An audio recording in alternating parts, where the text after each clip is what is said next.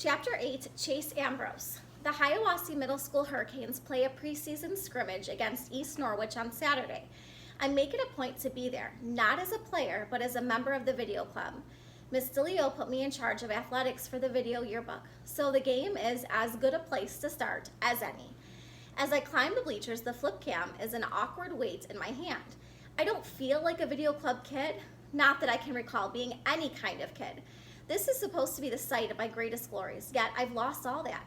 The sight of the players on the field doesn't bring back a rush of gridiron memories. I guess I always pictured vast crowds cheering my name, but there isn't much turnout for the scrimmage. Maybe a couple of dozen kids and a handful of other people scattered around the stands. I raise the camera and shoot a couple of plays. Brendan said I was a natural filming how to clean your tricycle. That was easy though. That stunt at the car wash was the craziest, funniest, most bizarre thing I've ever seen. I honestly couldn't look away. And since I was watching through the camera viewfinder, I captured the insanity from start to finish. It would be wrong to say I had the time of my life, since I can't speak for my life before the accident. But it was more than enough for Brendan to convince me that Video Club was the place for me. A foghorn voice drowns out the PA announcement broadcasting over the loudspeaker. "Champ, over here!" It's my dad sitting in the fourth row with Helene. "I never miss a game," he exclaims, assuring me that he was here on the 50-yard line week in and week out all through the 28-year gap between his state championship and my own. Helene's turning into a real fan too. My half-sister has set up an impressive array of dollhouse furniture on the metal bleachers and is playing with a couple of Barbies. As far as I've seen, she hasn't looked in the direction of the field once. For such a big Hurricanes fan, Dad sure doesn't seem to have any fun watching them play. The longer we sit, the darker his mood gets, blackening and lowering until it hangs over him like a line of thunderheads. "Did you see that?" he complains. "The left guard is supposed to cut block on that play. Otherwise, there's no hole for the running back."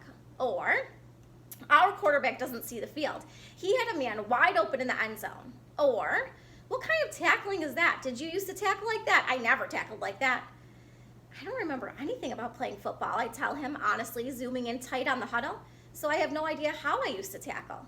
"Yeah, well, it was a lot better than that," he snorts. "You used to wrap up your man and bring him down properly." By this time, the Hurricanes are on the wrong end of a 24-7 score. It's funny. I've forgotten everything about my own football career, but I know the game itself. When I shoot footage of the action on the field, I get what the players are doing, or at least trying to do. Either East Norwich is all universe, or this year's Hiawassee Hurricanes aren't a team of destiny. I have no idea how good I am, but it's hard to believe that one person could make up the difference between these stumblebums and last year's state champions.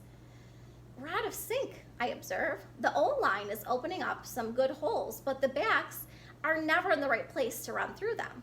"Exactly." Dad slaps me too hard on my bad shoulder.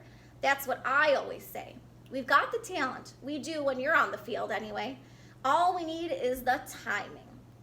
I'm sure it isn't the first time my father and I have ever agreed on something, but it's the first time I actually remember. There's another thing amnesia made me forget, how much I like his approval. Helene has dismantled her Barbie condo on the bleachers and is bored out of her mind. "Daddy, can we leave?" "Not yet, honey. Dad doesn't even glance away from the field. It's still the third quarter." I point the flip cam at her. "Why don't you set up furniture again? We can make a movie about your dolls." She curls her lip at me. "They're Barbies?" "Barbie can be a movie star," I offer. As she places the plastic chairs and tables with great care, quarterback Joey Petronas throws an interception that East Norwich runs back for yet another touchdown. That does it for Dad. He goes off on a diatribe against the players, the coaches, even the guys who make the chalk lines on the field. I'm not immune either. He finishes with, "What are you doing with that camera anyway? You should be in this game, not taking pictures of it. I know you don't remember how good you are, but I promise you, you are that good." I start to tell him I'm only here to cover the team for the video yearbook, but something makes me swallow the words before they hit air. I understand on a gut level that isn't what Dad wants to hear. Instead, I find myself saying, "I want to go back on the field as soon as the doctors give the okay." "You'll see, I'll be out there."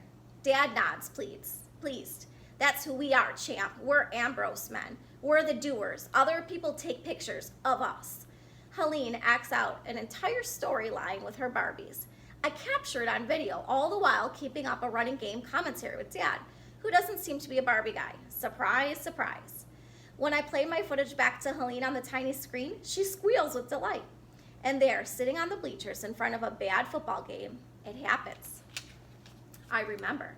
I mean, there's nothing wrong with my ability to remember. I remember everything that's happened since I woke up in the hospital, but before the accident, except for that weird image of the girl in blue, nothing, until now.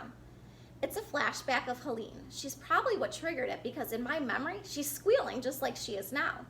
Wait, no, it isn't a happy sound. Her cheeks are red, her face twisted, and she's about to bawl.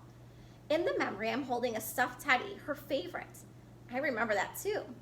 Actually, I've got the bear in my left hand and its head in my right. I ripped the head off a 4-year-old's teddy bear. Definitely not the memory I've been hoping for, but still. I remembered something, I exclaim out loud. Yeah, what? Dad actually turns his attention from the game. Something from before the accident. See? He's triumphant. I told you there's nothing wrong with you. You'll be back in commission in no time. And man, do we ever need you out there. On the field, our halfback takes a handoff and is buried under a pile of East Norwich jerseys. Dad's looking away, so he misses it. A tiny gap in the weak side of the defensive line. Our guy could have hit that. I would have hit that. A stutter step to the left. That's what I would have done. Juke out the linebacker and gone. My shoulders shimmy as I make the imaginary cuts in my head. I see it now. I was a player. Correction. I am a player.